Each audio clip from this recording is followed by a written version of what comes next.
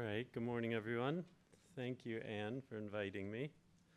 I don't really work on modernity, but I have been reading a text that's relatively modern, so I thought I would just present a particular section of that I find interesting. I hope it's not too obscure.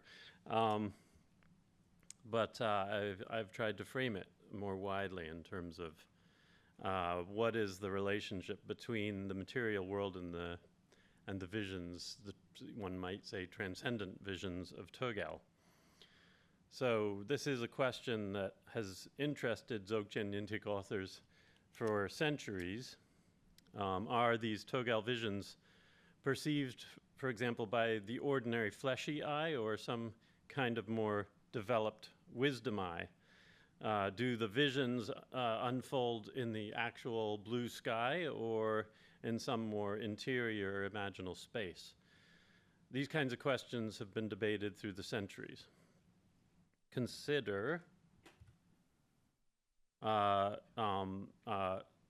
this passage from Dra Telgyur and Longchenpa's response to it.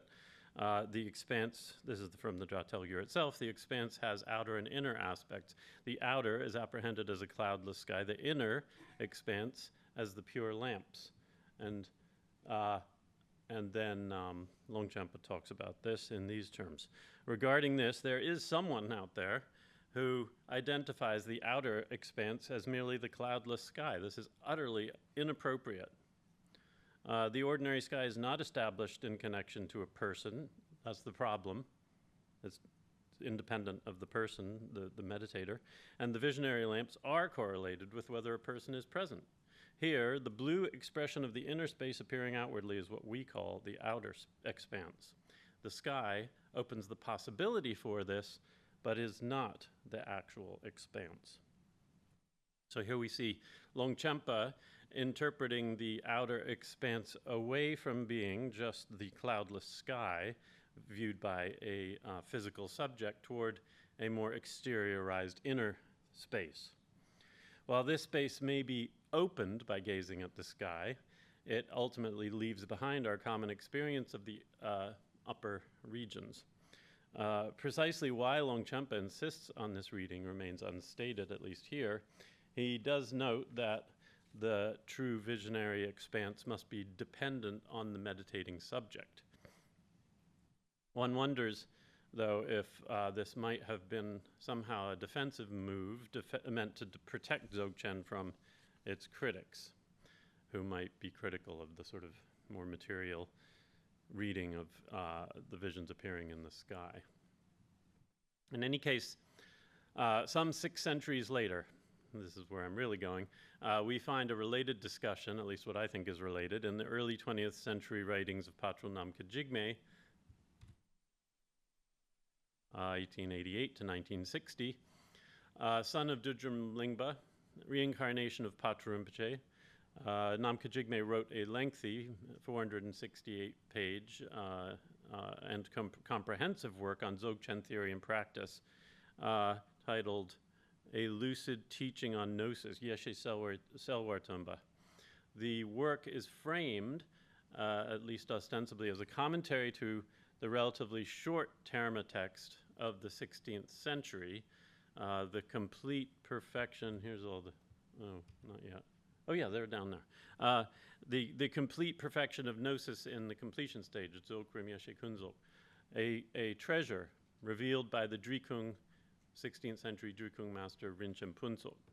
So that's what this is. So this is the root text that Namkha Jikmé is talking about. As is well known, the Drikung Kagyu school underwent a kind of reformation in the 16th century, and perhaps the most obvious were the efforts of the 16th abbot of Drikung Til, this Rinchen Punzok. His efforts to integrate key Nyingma teachings into his school. Among his Nyingma teachers were his root lama, Ngari Panchen, and Ngari Panchen's brother, Lekden Dorje, so Changter world. And it's worth noting that Nyingma histories regularly claim Rinchen Punzok as one of their own. So Dudjom Rinpoche's, that big red History of the Nyingma school devotes several pages to him without ever even mentioning his time as abbot of Drikungtil.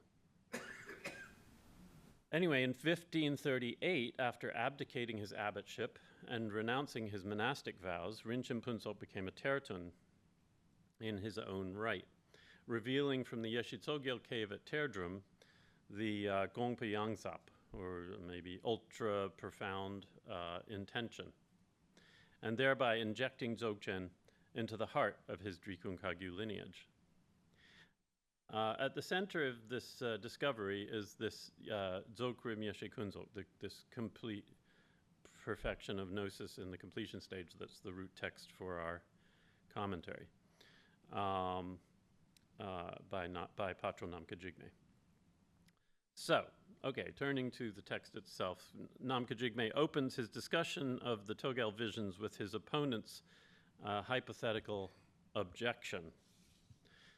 Some opponents say, he writes, since these Dzogchen visions rely on causes and conditions, and because they are seen with the physical sense organs, it's untenable for them to be called a direct perception of dharmata, chunyingun sum, which is a technical term that is used in Dzogchen. Regarding our claim, meaning Dzogchen's claim, that these are visions of the pure realm of the Sambhogakaya, they further argue it's not reasonable for them to be seen by someone who's not attained the bhumis and so forth. There are many such objections. So put another way, how can our ordinary eyes see the dharmata immediately? And related, how can an ordinary person who hasn't even attained the first bhumi see the sublime Sambhogakaya? The sources Namkha Jikmé cites in refuting these objections may indicate that his opponents here are followers of Sarma tantric systems, and particularly, as we'll see, those following the Kalachakra Tantra and the Arya school of Guhya Samaja exegesis. So perhaps then he has in mind maybe certain Gelugpa, though this is never made explicit since the Gelugpa follow both of those tantric systems. He begins his response to this objection in this way. Our Togel visions are similar to the empty forms of their own tantras, meaning Kalachakra. So they're draining their own lineage. It's not worthwhile to refute those aligned with such vow breakers. He proceeds by identifying specific passages from Sarma Tantras that are similar enough to Dzogchen visions to support these accusations. From the Kalachakra itself, for example, he cites this line, in the middle of the cloudless sky, a yogin should look with wide open eyes. And from the same source, he quotes a partial list of its 10, the Kalachakra's 10 empty form visions, the flame, the moon, the sun, the Vajra, the supreme digit, which is lightning, and the Bindu will be seen. So I hope it's well known, at least, that, you know, Kalachakra and Dzogchen share a lot in common in terms of gazing into darkness of the sky and having spontaneous visions emerge. This is what he's referring to. One particular curiosity, for me at least, is a passage Namkha Jikmé then cites from the Rikyarali, a highest yoga tantra dating from no later than the mid-11th century. And here is described a short meditation to be performed in isolation, for which success is marked by a series of visions. So Namkha Jikmé zeroes in on the first few lines of this describing this meditation. When one focuses the mind on the middle of the eyebrows, a form of inexhaustible darkness will be seen at first by the practitioner. In this focus on the brows, this meditation in the Rikyarali is similar to the Kalachakra's pranayama practice, which is the third of its 6 yogas, and its gaze of the Vignantaka, which is directed there at the central channel that emerges at this bodily point. Peter Daniel Santo has identified the earliest known commentator on this Rikyarali as Ravi Sriñana, a mid to late 11th century author, who also wrote, by the way, on the Kalachakra system. So it's possible that this Rikyarali, I don't know much about it, I must admit, but it seems possible that this Rikyarali Tantra circulated or perhaps even emerged within early Kalachakra-ish groups. Even though Namkha Jikmé does not go beyond quoting these lines seen here, I can't help but travel a little further down this rabbit hole to quote the Rikyarali's enumeration of the visions that result from its gazing meditation, because they're a little bit unusual. First, darkness is seen. Second, whiteness and smoke arises. Third, it's like fireflies. So far, so good. And then fourth, it's like a rose apple flower, I think. And fifth, there is a cloudless gnosis, perfect awareness, free from self and other. So as far as I know, this is a kind of anomalous list of visions that only partially overlaps with those of the Guhya Samaja and Kalachakra. In any case, this work seems worthy of further attention in terms of understanding the milieu where all this Shaiva, Kalachakra, Dzogchen visions are all kind of emerging. Okay, that was a rabbit hole. Now we're coming back. Alongside some other Kalachakra-based passages, Namkha Jikmé also cites several Arya school, Guhya Samaja-related sources. So he cites, for example, Nagarjuna's Panchakrama. In dependence on the 5 Buddha families, the representation of the Mahamudra appears as 5 light rays, like the colors of a rainbow in the sky. If you look at the Panchakrama, and the verses immediately preceding this passage, it's revealed that the contemplative context for this verse is the stage of self-consecration, Svadhisthana Krama, which is associated with the arising of the illusory body, the Maya Deha or Gyulu. And in this practice, and this is kind of an important point to understand, the practitioner in this Guhya Samaja system dissolves all the winds into the central channel and then into the heart in this practice that's fairly well known. It mimics the dissolutions of death. And then, while maintaining the resulting state of luminosity, the practitioner then spontaneously appears, reemerges, as the illusory body in the form of a Buddha, created from the positive karmic residues, the vasanas or bhakchak, that remain from the practitioner's previous generation stage practices. So as in both Dzogchen and the Kalachakra, then, this bodily form also seamlessly combines emptiness with appearance.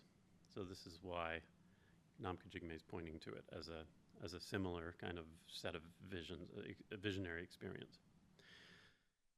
Okay, turning to the specific question of ordinary beings being able to see the Sambhogakaya, Namkha Jikmé quotes the Kalachakra twice more. That Tantra's chapter on the sadhana, for example, describes its empty form visions in these terms. So he points this out because of the Sambhogakaya putting in an appearance. In the middle of that reflection, or bimba, arise the images of the Buddha devoid of any object, the manifold Sambhogakaya. But are these Sambhogakaya forms seen with one's ordinary eyes? Namkha Jikmé moves beyond simply quoting Sarma sources at this point and begins forming his own arguments.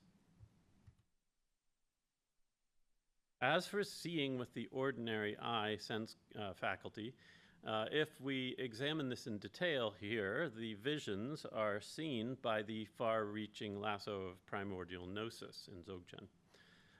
They are not seen by the support of that, i.e. by the ordinary eye, although that seeing is dependent on the support of the sense faculty. Sounds a lot like Longchenpa with his expanse being dependent on the sky.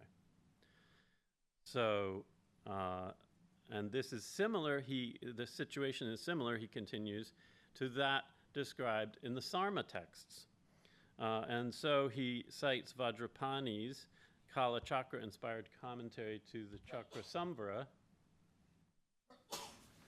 It is not realized, meaning the visions, are not realized with the eye, nor is it realized without the eye. Nonetheless, objects the hypothetical opponent. Only people on the first bhumi should be able to see Chunyi, reality, directly. Namkha Jikmé replies. This is pathetic. This is like claiming the sun's light and rays have to be present for something to be the sun, so if they're not present, it's not the sun. He goes on to explain how it could be occluded slightly by the cloud, or you could only see part of it, and it's not that the sun's not there just because it's not bright. And he continues, you say it's impossible for an impure mind to see the Sambhogakaya, but created emanations, so trulpa, and so forth, do appear for ordinary beings, and then they become actual Nirmanakaya Buddhas for those who have consummated the paths of accumulation and application, then halfway Sambhogakayas for bodhisattvas up until the 10th bhumi, and then self-appearing indivisibility of Sambhogakaya and Dharmakaya for full-blown Buddhas. So here, Namkha Jikmé argues, I kind of like this passage, that the same Buddha emanations appear differently depending on the viewer's level of realization. It's as if such emanations fade gradually into luminosity as one's insight grows, transforming from emanated appearances to full-blown Nirmanakayas, and then slowly dissolving into luminous forms of the Sambhogakaya until they're experienced as non-dual luminous manifestations of form and emptiness. So Namkha Jikmé concludes, therefore, from the perspective of the view of the abiding nature, there is no contradiction in saying they are actually Dharmakaya and Sambhogakayas. No matter what level you're at, they're really Dharmakaya and Sambhogakayas. This makes perfect sense. All the tantras state that form is Vairochana. Since your mind cannot comprehend this teaching, I wonder why I'm having such superficial debates about waters that are nothing but mirage. So I rest in the inconceivable state of reality. I like to think this is like a Buddhist version of the mic drop. So next, Namkha Jikmé moves into a discussion of the Dzogchen visions vis-a-vis the two truths and tantric physiologies. From the perspective of phenomenal qualities in their manner of appearance, and this is no longer Neluk, this is, whatever it says here, Nangluk, the three subtle doors of channels, winds, and seminal drops are the basis for accomplishing the body, speech, and mind of all the Buddhas. Remember how the eye is the basis for the other eye, and so on. The conventional that is superior, the Thlakpe Kunzop, to all, is taught in all the natural tantras to be seen as the actual mandala of reality. This is distinct from the impure, which is the opposite of that superior conventional truth, involving clinging to mistaken appearances, because there is a distinction between true and false conventional truths, as in the metaphor of the mottled rope and the snake. So this is a little bit confusing. Namkha Jikmé here offers the subtle body as an example of a superior conventional truth, a body that is always already present and common to us all, yet energetically somehow more subtle than these gross heaps of flesh we drag around through our daily existences. But what is a superior conventional truth, you may ask? Ju Mipam, in his Sangwe Nyingbo commentary, explains it in these terms. The superior relative truth, or a conventional truth, abides as inseparable appearance and emptiness beyond the individual two truths. In terms of its purity with regard to the bodies and gnosis of Buddhas, it is superior to the ordinary two truths. In truth, I shouldn't use the word truth there. whatever conventional appearances there are at the time of the ground and path and the final ultimate that appears at the time of the final result are indivisible. So the two truths are sort of indivisible within this, with respect to the ground, result, and essence. This is the superior truth, the view of the great Dharmakaya. So these Flakbe Kunzop, these superior conventional truths express the indivisible union of conventional and ultimate, of ground and result, of the ordinary body, one might say, and a Buddha body. So in this, this is a kind of inclusive intermediate space of truth that is open to ordinary beings, on the one hand, of the conventional world, and yet it partakes of the ultimate.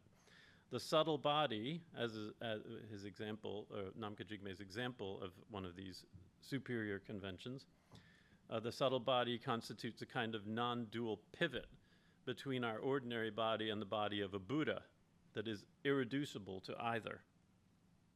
This is an ontology of the body that is inextricable from the immediate Chigchar approach of Dzogchen, it seems to me, bringing the ultimate into the conventional, the body of a Buddha into the ordinary body of a sentient being. Where his opponent insists on reducing the body to one side or the other, sentient beings or Buddhas of this duality, Namkha Jikmé suggests an approach that remains open to the undecidability of the supreme conventional, to eyes that are at once ordinary and extraordinary. Namkha Jikmé ends by returning to the question of how the Dzogchen and Kalachakra visions are related. Modern Dzogchen authors are sometimes critical of the Kalachakra empty form visions. Today's Khenpo Namdrol, for example, in his commentary to Jigmé Lingpa Yeshe Lama, writes, as taught in the Kalachakra, empty form phenomena occur when one is able, meaning the Kalachakra, these occur when one is able to control the wind energies, bring it into the central energy channel and hold it there. This requires effort. Based upon bringing wind into the central channel and sustaining it, outer appearances occur as empty forms. The spontaneously, in this way, Kalachakra and Guhya Samaja are quite similar. The spontaneously present appearances of Togel, on the other hand, are something very different in relation to empty form, because both wisdom and mind are exhausted to the point where there is no effort being applied at all. There is no movement of forcing of the winds. And then in Jigmé Lingpa's Yeshe Lama itself, we read,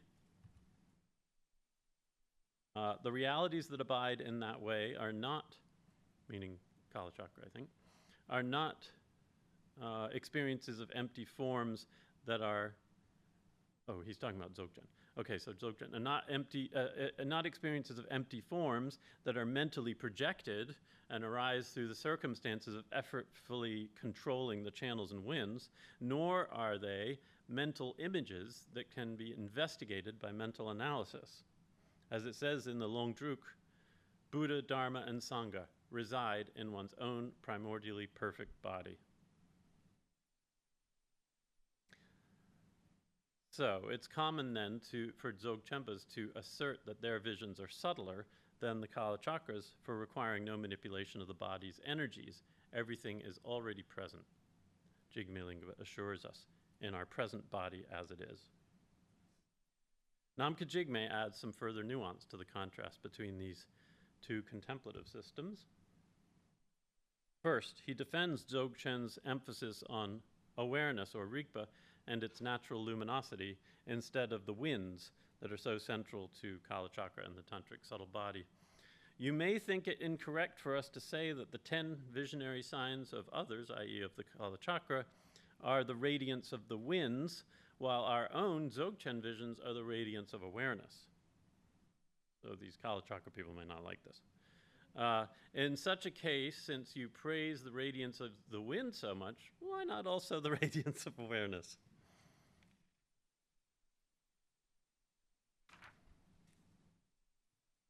Moreover, we Dzogchen followers consider the activities that result from your key points on the winds to be adulterated by the winds. In other words, your visions, this is a bit tricky to translate, but basically the visions are adulterated by the winds. But apart from those slight differences in how subtle or coarse your visions may be compared to ours, in fact, they are essentially the same as our Dzogchen visions, so there's no need for doubts. So Namkha Jikmé then takes a more conciliatory approach than some Nyingma authors, emphasizing that really the Dzogchen visions are essentially the same as those of the Kala Chakra. They differ, one might say, not qualitatively, but only quantitatively in terms of how subtle they are. Indeed, throughout his discussion, Namkha Jikmé seeks to reconcile the differences between his own tradition and those of the Sarmapa. When it comes to the materiality of the Kala Chakra visions, he doesn't dismiss the Sarma approach, but rather argues for a particular interpretation of his opponent's own texts that brings them into line with Dzogchen. For Namkha Jikmé, the main thing that makes Dzogchen superior is how it takes the same approaches seen in the Guhya Samaja's illusory body or the Kala Chakra's empty forms and extends them, insisting even more on the immediacy of Buddhahood within the present body. So near the end of his discussion, Namkha Jikmé quotes a famous passage that originated in early Kala Chakra circles. He omits the original verse's second line, represented here in square brackets. I included it even though he doesn't quote it. Perhaps because it specifically references the Kala Chakra's empty visions. But he does introduce the verse by suggesting that the view expressed is precisely the same as our own view, the Dzogchen view. This is the meaning of final completion, he writes. And thus, in your own words, and he quotes, marvels dawn in the realm of the sky, eating, sleeping, and shitting, busuku. See the beautiful empty forms, eating, sleeping, and shitting. Incomparable flowers bloom, eating, sleeping, and shitting. These are all the visions. Precious, invaluable flowers arise. These flowers blossoming in the wilds of emptiness. These flowers of myriad colors. It is a striking verse that insists on the radical material immanence of both ancient traditions, marvelously transcendent visions. Thank you.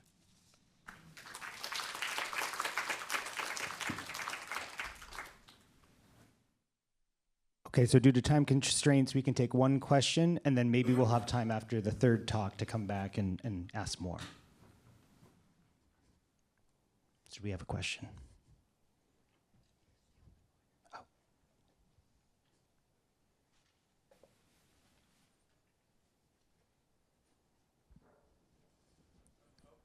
Okay. Yeah. So thanks, Jake. This is great stuff. So, so polemical. The eating, sleeping, shitting, of course, he adds, right? This is the Sekodesha quotes. It's the Busuku. From the Sekodesha. Right, it's the Sekodesha verses, which don't have that in it, right? So anyways, that's Unless interesting. Unless you take Busuku as, which, everybody does, as eating, sleeping, and shitting. Like, those are the first syllables of 3 Sanskrit words that mean eating, sleeping, and shitting. Oh, because the way it's usually interpreted is that's the person that he's talking to within the Sekodesha. That's the person's name. Because the later Kala Chakra, or some people call it Shantideva's Vajra verses, or Vajra song, or something like that. Yeah. And Shantideva is also called Busuku. But in Sekodesha, there's no particular mention of Shantideva. So I don't think it's Shantideva. That's a later it's interpretation. Naropa and stuff. But the whole idea of the winds being primary within the first yoga of the Kala Chakra, so there's the Wenpa Sum, the 3 isolations, and then you enter the first yoga. And that whole process isn't about the winds. You don't enter, and then the 10 signs emerge, which aren't Tongzuk. Those are signs of the that are kind of co-emergent with the Tongzuk, not the visions themselves. Right. They're signs. They're takche, the 10 signs, and then they describe those as expressions of yeshi, of wisdom, or however we want to trans yeshi, pristine awareness. So I'm curious, based on, and then it's about harnessing those visions through the somatic yogas, which begin after the first yoga. So starting with really the third yoga, the second yoga is about balancing the visions.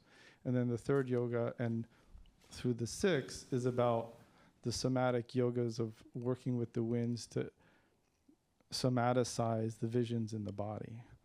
So I'm curious, is there any, it seems like all of that is being glossed over as it's all about the winds without this kind of, I guess my question would be, is there discussion amongst the Nyingma sources on Dzogchen about Kala Chakra that recognize the whole discourse on Yeshi as being the Tongzuk being expressions of Yeshi, and that the Lung and the harnessing and mobilizing of the winds through the somatic yogas are only subsequent to that within the sixfold Vajra Yoga of the Kala Chakra?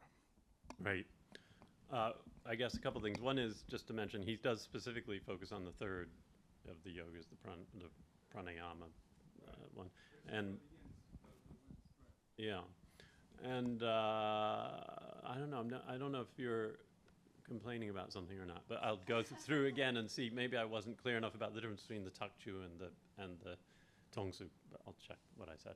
But anyway, I think at least this author, I mean, I can't speak about all Nyingma authors, but this author, I guess if you wanted to explain maybe why he doesn't talk about the role of Yeshe and focuses on Lung in these Kala Chakra visions, I guess it's just because, well, yes, maybe eventually it becomes all about Yeshe, but nonetheless, in that system, there are all these winds practices to get you to that point. And so in that sense, they're sort of rooted in some Salung practices, and then you kind of leave that all behind. I don't know.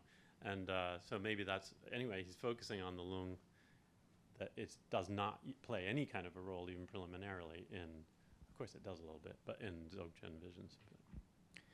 Thank you. Thanks.